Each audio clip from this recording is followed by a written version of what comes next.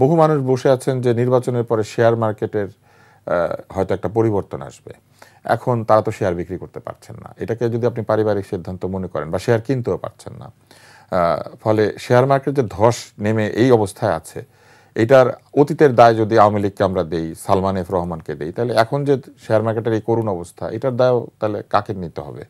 তারা তো নতুনভাবে শেয়ার মার্কেট রিফর্ম করবেন এই কথা বলে সেখানে লোক দিয়েছিলেন। তারপরে ব্যাংকগুলি ঋণ দিতে পারছে না, এবং একাধিক ব্যাংকে একীভূত করে বলা হয়েছে যে এদের শেয়ার নেগেটিভ। বান্ডেল থাকলে প্রতি সেনমানিতে টাকা বাঁচবে। বিকাশ সেনমানি বান্ডেল কিনে জিতুন প্রতি লেনদেনে।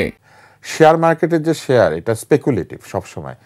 ক্রেতা ঠিক করে শেয়ারের মূল্য কত। কেউ যদি গিয়ে চিন্তা করে যে আমি এই শেয়ারটা 100 টাকা দিয়ে কিনবো, 2 টাকার শেয়ার কিনতে পারে, কিন্তু কারণ সে তো শেয়ার মার্কেটে স্পেকুলেট করে 2 বছর পরের দাম, 5 বছর পরের দাম। কিন্তু দায়িত্বশীল ব্যক্তি যদি বলে দেন যে এই ব্যাংকগুলির শেয়ার নেগেটিভ, তার মানে উনি কিন্তু নিজে শেয়ার মার্কেটের ক্ষতি করলেন। এই কাজ তো উনি করতে পারেন না, এটা তারা করেছেন। কেউ যদি বলেন ব্যাংকের লাল বাতি জ্বলবে, এটা যদি আগেই বলে দেন, তাহলে তো মানুষ এমনিতেই গিয়ে ওই ব্যাংক রান করবে, ব্যাংকের থেকে টাকা তুলে নেবে।